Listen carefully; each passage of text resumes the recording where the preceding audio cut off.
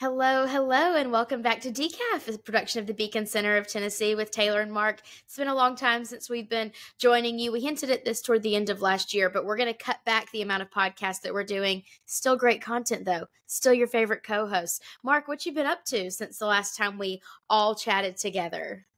Well, I'm in Florida right now, so we're able to work nice. remotely. Very lucky. So, Mhm. the last week, I've been kind of just working on the deck the whole day. Which ultimately, I So think nice. Justin should pay for our vacations because I work longer here because I'm outside and I'm enjoying it, and you kind of forget you're working. Where I'm not like in a house when it's 20 degrees outside, up 60. So, I think that we should put next year's budget that Justin pays for everyone to work remotely. Thoughts? I actually second that proposal. I think it would be great. I find that I too, like when I'm not just in my house with a billion things that I could be doing, should be doing, need to go do, and like I can actually just keep going in the day, or I want to get up and like go get coffee. Like when Brenna and I spent a week in New York not that long ago for her work, I was like, I don't mind working like 7:30 a.m. until the sun sets because I'm at a cutie little coffee shop in New York and I'm sitting outside and it's beautiful and I love it. So yeah, Mark, this might be one of your best ideas ever, honestly. And I'm sure Justin would agree. Yeah, Justin's going to love that. We're probably both going to get fired after this podcast. It's been a spicy season. Legislative session is officially underway. And one of the first acts that the legislature has done as of officially today, both the House and the Senate have commemorated Beacon's 20th anniversary of being the premier free market think tank in Tennessee. And we're just really honored that the legislature would commemorate us in this way. You know, one of the main reasons that think tanks like us exist is to provide information to decision makers in the state, in localities, wherever they might be making those political decisions. We want to provide information to them so they can make the best possible decision and be a resource to them. And so we're really honored that as of this morning, the Senate adopted the resolution as well. It was a little bit contested in the House, but made it through.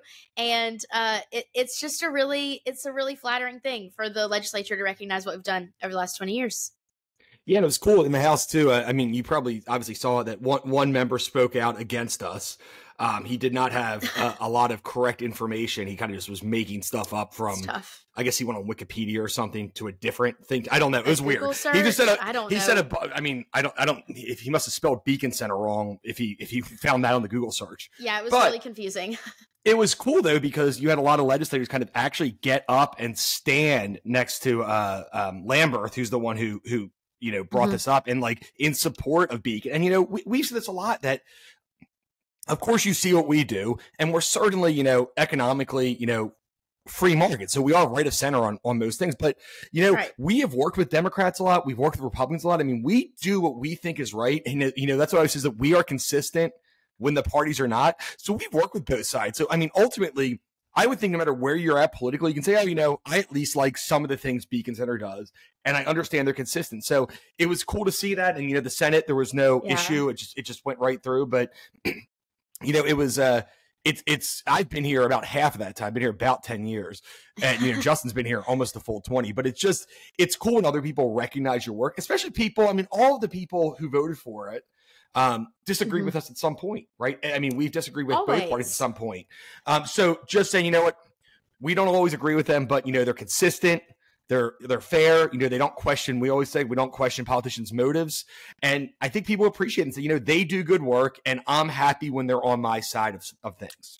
Yeah, it's called being principled, honey, and you don't see it that often in modern politics and stuff. So it's really nice, and we talk about this a lot. We are so afraid of mission drift. You see a lot of nonprofits and mission-driven organizations drift into things that they might not have always done. But that's why our whole team sits down and comes up with policies that we want to work on. We poll the public. We see what's bothering people so that we can find solutions that are principled, a principled small government approach to these issues that people are facing. And you're right. Like, people go back, like lawmakers go back and forth, whether they can support this, they can support that, but you'll always know that we're going to be consistent and principled no matter what. And yeah, it was actually really touching. Jordan was there and sent us a photo of all of the lawmakers that got up and stood with Majority Leader Lambert as he proposed the resolution. And it was really touching to see. So yeah, we thank you guys. It really is a huge accomplishment for us to hit 20 years and to be recognized by the legislative bodies for hitting this milestone. And I want to say something else too, because I think that this is, I think it's mostly credit to Justin, but we have all this, we have criticism. A lot of times it's from the very far left about, it's this donor and this donor. It's usually all made up because they have no way of proving that, or just, right. They just like, let me just throw stuff at the wall. But the best thing about Beacon, which a lot of other think tanks or organizations don't do, is we set our own, agenda. We set what we're going to work on ourselves. And I think that's really cool because we say, this is what we're going to do. This is what we believe in. If you want to be a supporter, if you want to give us money, that's great. We're not going to take direction from any donors. We're going to say, hey, this is what we're doing. If you like it, that's great. And guess what? You can give us money, even if you don't like everything we do, but you like one or two specific issues. But I think that really separates us from, truthfully, a lot of think tanks on the left and the right, where it says, those people are saying, oh, if you give me $1 million, I'll do whatever policy you want. That is not what we do. And I think that really separates us. And that's what I'm most proud of Beacon, is that, anytime you're an organization, you see these huge, $2, $3, $4, $5 million gifts, and they say, oh, you just got to work on this one thing. You got to work on whatever, making University of Tennessee get more money for football. Like, it could be anything. And like you said, that's why people mission drift. They move away from mission because of money. And that's something we will never do. And you really have to give credit, because Justin has been here almost 20 years, and that has never happened once. We work on what we work on. Yes, we could bring in a lot more money if we worked on, pet projects of specific people who would donate, but that is not what we do. And I think that's why you saw such an outpouring of support for Beacon at the legislature in terms of like just honoring us, because that is not what we do. We're not involved in the political spectrum. We're not, running ads for or against people. And like, we are just consistent, and we do what we believe is right. And if you want to give us money for that, anybody wants to give us money for that. I mean, we keep hearing, oh, this and this, like, oh, if you like what we do, I don't care if you're a socialist. If you like what we do on zoning, please give us money. We're happy to take it. Yes. Yeah, I've been watching Bravo Below Deck a lot, so pardon the nautical reference, but Justin has been such a steady rudder on the ship of Beacon. We're all on the same boat. We're all going in the same direction, but Justin will, if someone has a bright idea that we haven't thought through all the way yet, Justin is so analytical, and he can so quickly say, that's incorrect, and we're not doing that. And he's such a steady rudder on the ship, and we're all thankful for that. My job is so unique at Beacon in that I do community engagement, and I work with a lot of people that don't agree with us on everything. And what I always say is, you can disagree with me on 99% of things. You can actually even like hate me as a person, but if we can work together on one thing, I'm going to work with you on that. And that's what's so important, is getting people on the boat to get across the finish line to what we need to do. So kudos to Justin. I give him a hard time. We have like kind of a brother-sister relationship. I give him a hard time all the time, but he really is like the best leader that we could ever imagine. And over the last 20 years, we've had so many successes. And Mark, I just want to ask you, like, you've been here for 10 years. I've been here for almost 6 years, which feels insane. What stands out to you as one of the biggest and best things that Beacon has done over the last 20 years? Because I know what mine is, but I want to hear yours. Yeah. First of all, I had to look at what a rudder is. I thought it was a person. I didn't realize it was a piece of like equipment. It's a piece of the ship that steers it. I noticed your brow was furrowed. Yeah, more often. I don't go. I'm not rich like you. I can't go on cruises and go on boats and stuff. I said I'm watching Bravo in my house. I did not know what a rudder is, but now I do. So okay, that makes sense. Okay. There's so many things that we've done. I mean, since the time I've been there and the time before I've been there. So I'm going to kind of just stick to my 10 years of being there. Mm-hmm. And I really think it's so hard to pick out what I'm between two.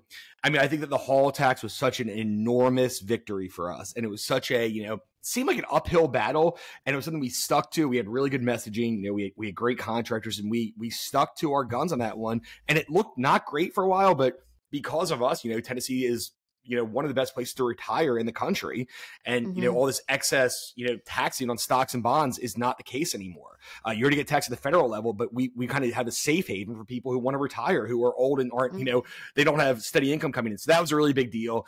And then I do think, the right to work in the Constitution was a really big deal for me. I have a lot of things that I've liked that we've done, from a cons perspective, but from the external, what Beacon's done for people, those are my top two.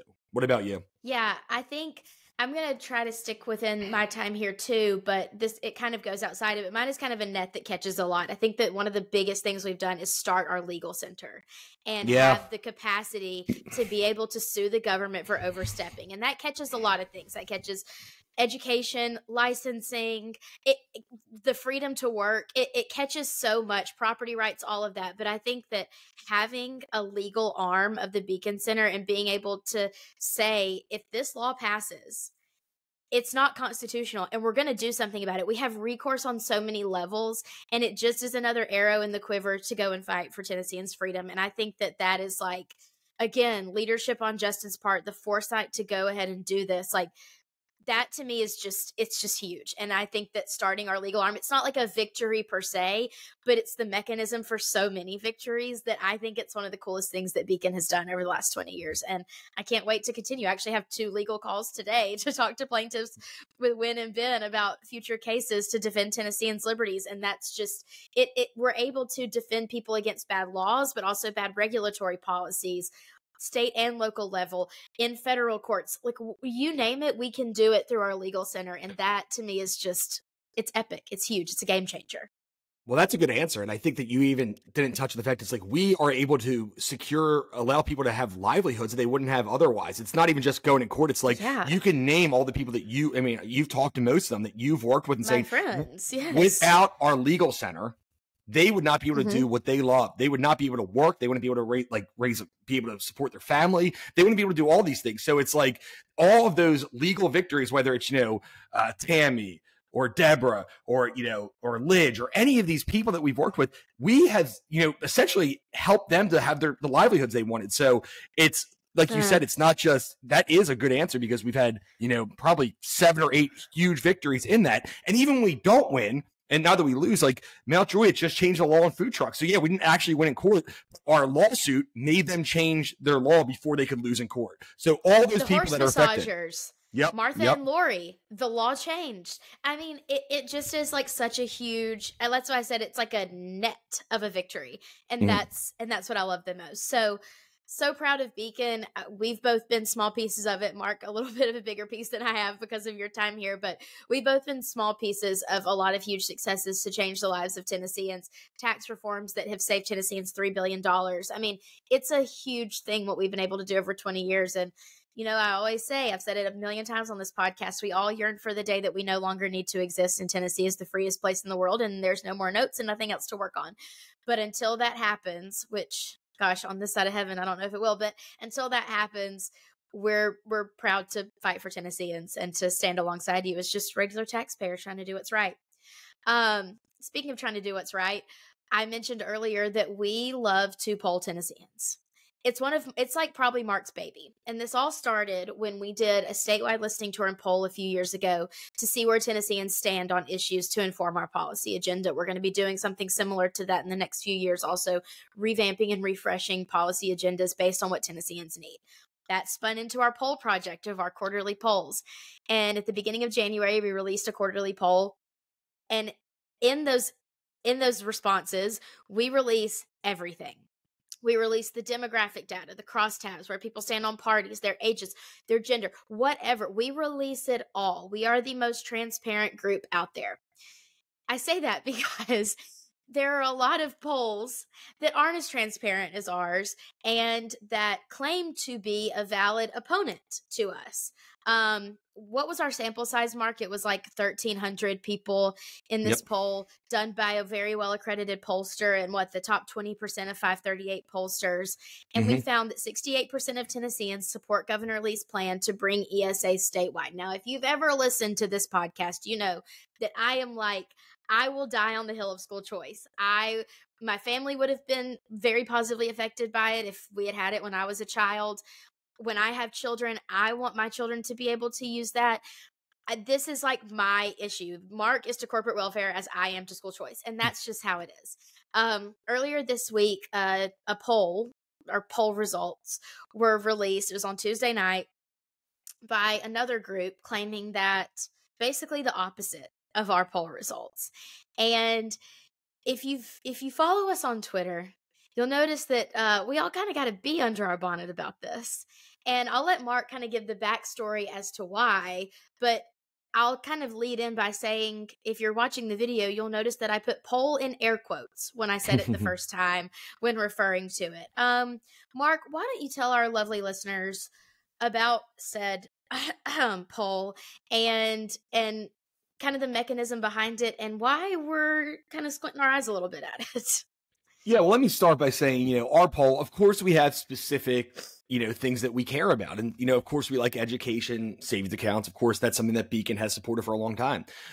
What makes our poll so good is we ask a million questions, but we make sure that we, like you said, release all the data. And guess what? If it doesn't agree with us, we're still going to release it. It doesn't matter if it agrees with us. And even, the Tennessee Sometimes Journal. It hurts. Yeah. The Tennessee Journal made notes about, you got to give the Beacon Center credit, even though they're not neutral on these specific issues. They release all the results, including the ones that don't agree with them, which includes, stadium subsidies. People didn't agree with us. A lot of the zoning stuff, they didn't agree with us. Even the way that localities spend property tax dollars, most people are okay with it. So our poll is as good as it gets.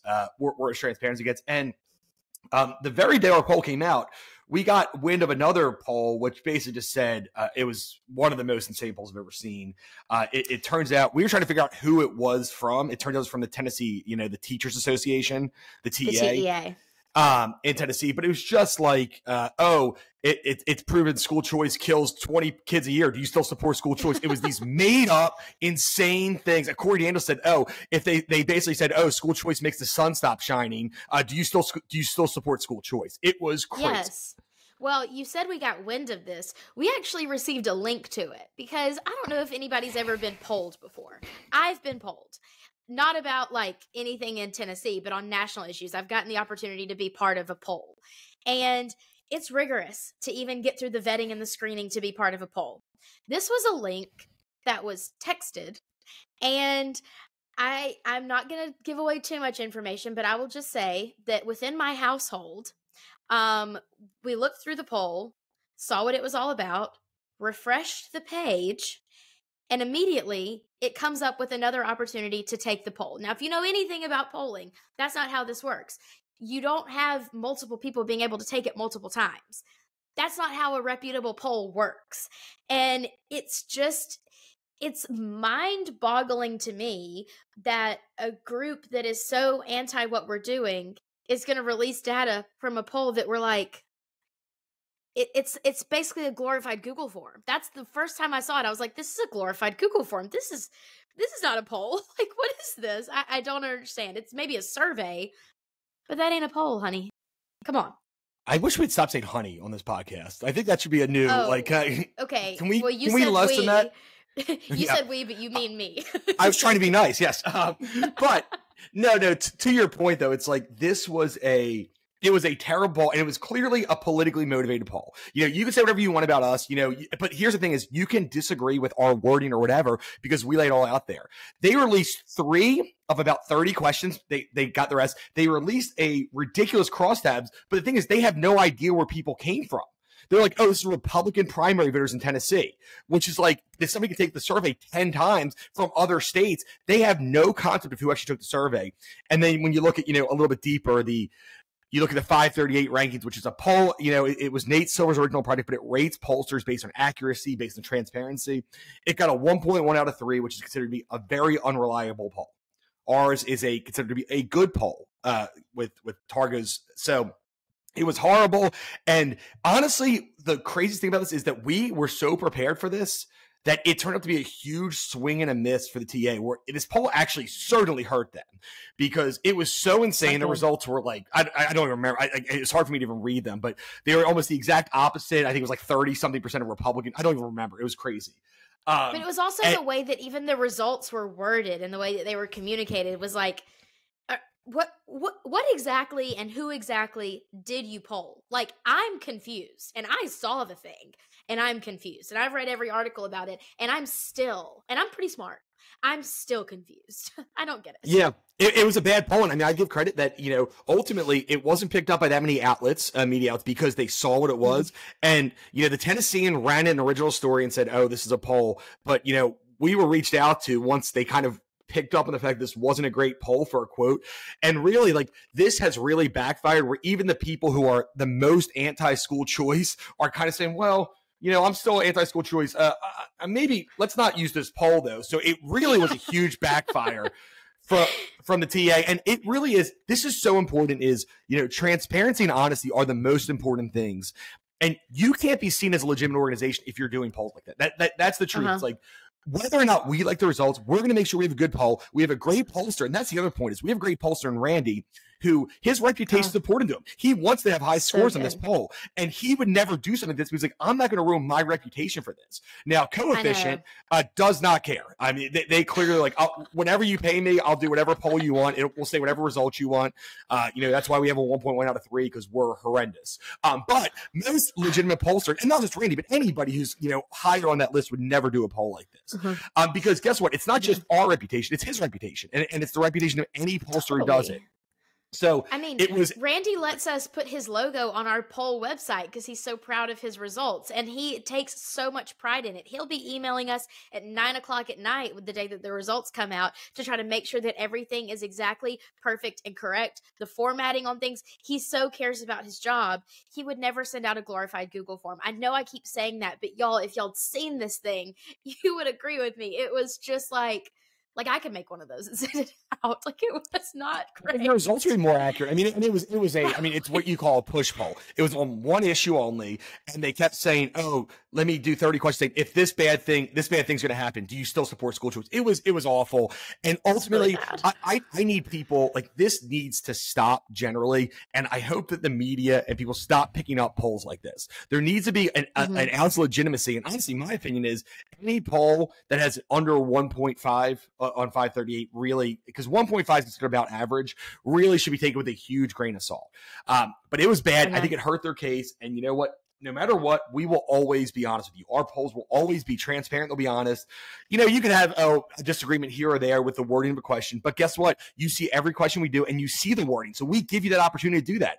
Our demographics are perfect, and we're very lucky to have Randy. But ultimately, if you do a poll like this, we're going to be on you, and we don't care what it said. Even if it said, 99% of people think school choice is great, and it's from the other side, we would still say, well, that's not a good poll. It doesn't matter what the results are. It's the process, it's the polling. So when you have a group like this, it's frankly embarrassing. And, even no matter what side you're on this issue, and if I'm a member of the TA, I'm saying, what are you using my money for? This is insanity. You use my money to actually go against my interest at this point, or not my interest, but go against, it's basically a pro school choice act because it was so bad. And if you're, it's crazy. It's crazy. It's like when someone you love does something really embarrassing and you're like, I love you, but that is embarrassing. Turn it off. That's how a lot of people are responding on Twitter to this. And that's how we would respond too. If it said 99% of people like school choice, 99% of Republicans, whatever, I would be like, love that for you. I'm embarrassed. Please take it down. Ours, let us do this. Like, it's sad. It's embarrassing. You're right. We would have done that because we want everything.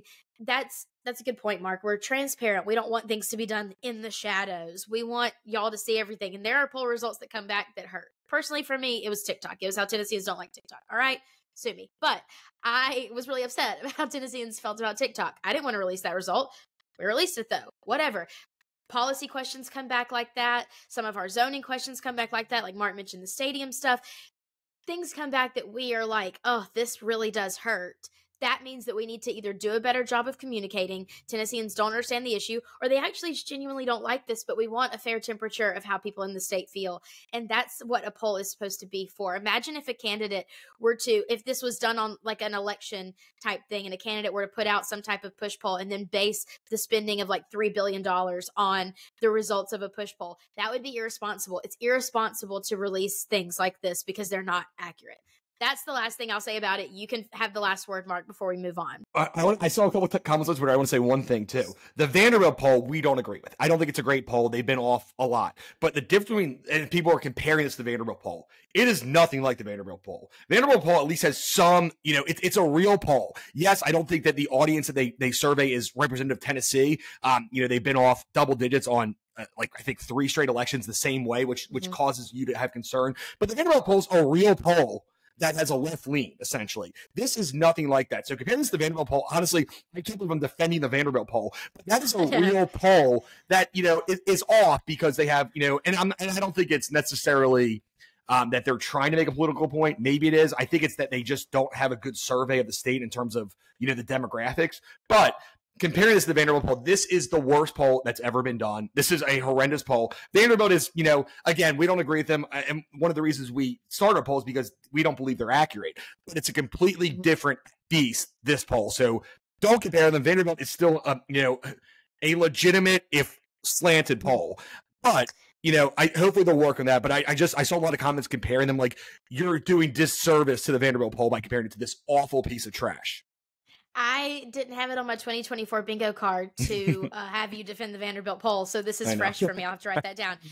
We only have a couple minutes left, but before we go, Mark wanted to get a few words in about the Super Bowl. I'm afraid to talk about it because I know that I'm just going to go and defend Taylor Swift and potentially cry, but the Super Bowl is happening. My fiance is very upset because he really hates the Chiefs. It is what it is. That's why you play the game. I saw a tweet the other day that said someone's kid was commenting and the dad was talking to the kid about like everyone's mad the Chiefs are in it. And the kid said, well, then why don't other teams play better? It's a fair point. We should just let kids talk all the time. Mark, what have you to say about the Super Bowl? Should I start a timer? Well, no, it'll be quick. I mean, first of all, I think that we keep having this every year, but like Patrick Mahomes is a generational talent. He's maybe the best quarterback. I mean, he's every time that people start to count him out, he's great. He has some of the worst receivers in the league, and he's still able to put up all these numbers. I mean, no, that's not, to be clear, that's not Travis Kelce. He's a tight end, but the receivers are horrendous. Right. And he has horrible receivers, and he's had it. And like, he wins Super Bowls with these guys who were like, they wouldn't be the 4th receiver in another team. So he's an incredible talent. And I will say one thing about the Travis Kelce, Taylor Swift thing. That's all, because I don't want to talk about it. Please be gentle. Please be gentle. On the right, we keep hearing about how they keep showing Taylor Swift. Everyone's talking about Taylor Swift. You're talking about Taylor Swift more than anybody else by complaining about it. Stop talking about it. You're the one who keeps bringing it. I don't want to hear about it either way. I don't care. I'm not against her being shown. I mean, they show celebrities at Knicks games. I get it. It's like 4 or 5 times. Get a life and stop talking about her. You're the one who keeps bringing it up, and then you're causing the conversation to go on where other people are defending her. Just stop talking. If we don't talk about her, they'll show her 3 or 4 times during the game. We can all move on with our lives, and that's great. With that being said, I got the Chiefs by a touchdown. I think the Chiefs are going to win. I think the 49ers are a pretty overrated team that they should have lost to Green Bay. They should have been. They should have lost basically twice already in this postseason. Interesting take. So I have the Chiefs I think the Chiefs are a slight underdog. I like them straight up to win by a touchdown. Okay, well, I don't really care about the game, never have, but I will be wearing all red in solidarity with the teams and with my girl, and I'm going to make this really cool jalapeno, like, spicy bread oil dipping situation for the party, and, like, that's all I know about, like, what's going on with the game. I just really want to see what my girl Taylor wears to the game. And that's it. NFL's never been my thing. I'm a college football girl and a Major League Baseball girl. It's really all I care about. I've said it a million times. But yeah, Mark, you're right. If people on the right would stop talking about Taylor Swift, then everyone would stop talking about Taylor Swift. They're perpetuating their own nightmare. And Blake's theory last night was that they just want to get more clicks. And I don't think he's wrong. So you either are sold out to get more clicks or you like actually hate her. Either way, can it? It's old. It's tired. Nobody wants to hear it anymore.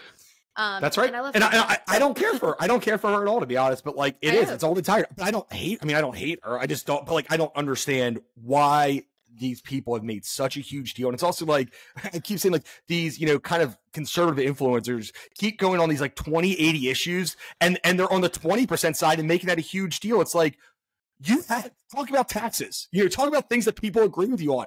I mean, talk about whatever, the border, whatever. But like, they keep saying like, oh, you know what? It's going to win us. Let's talk about how awful Taylor Swift is and why they shouldn't show her at football games anymore.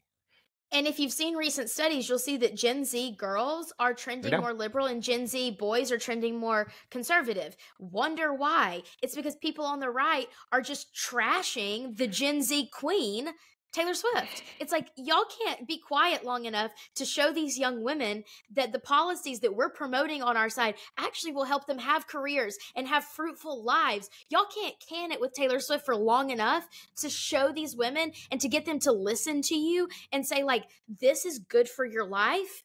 They just want to talk about Taylor Swift, and I'm just over it. I will talk about Taylor Swift on Blue in the Face because I love her so much. But with this brand of discussion, nah, count me out. I'm going to go talk to these young girls about how our policies will help lead to more fruitful and prosperous lives for them. That's also, Taylor Swift is an ultimate capitalist. Look at how much money she's made. Look at, the joy she's, I mean, not joy to me, certainly, but joy she's brought to people. That's how capitalism works. Yeah, that's how capitalism works. Like I don't understand how the Kardashians make money, but they do because people watch them and people like them. So like that is what capitalism is about. And it's about, people having subjective taste and want to spend money. A lot of people think, oh, how's an NBA player make $15 million? Because people think he's good and they watch him and they make money for that team. So, I give credit to Taylor Swift for making a lot of money, being a capitalist and giving young girls and whatever, I guess people like you, what they want, and good for her. That's awesome. And secondarily, I can't wait to do some of the crazy bets in the Super Bowl, figure out like what color of Gatorade they're going to pour in the winning coach. The coin toss is a fun one. Yeah. I love prop bets. How long will the national anthem be? I'll never forget my Maroon 5 win when I said they would do Harder to Breathe first. I won like $250 on a $5 bet.